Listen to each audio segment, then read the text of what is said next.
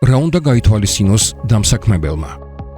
საშემოსავლო დეკლარაციის წარდგენა და შესაბამისი მოცულობის საბალანსო თანხის არსებობა თანაბრად მნიშვნელოვანია საპენსიო შენატანის განხორციელების ვალდებულებების შესრულებისთვის.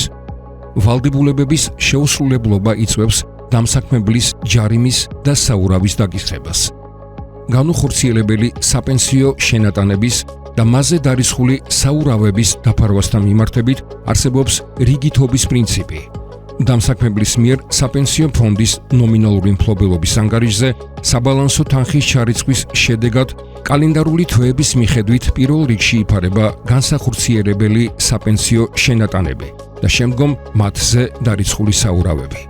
მხოლოდ მას შემდეგ, რაც სრულად დაიფარება ძველი საპენსიო შენატანები და მასზე დარიცხული საურავები, მოხდება შემდეგი პერიოდის ვალდებულებების დაფარვა.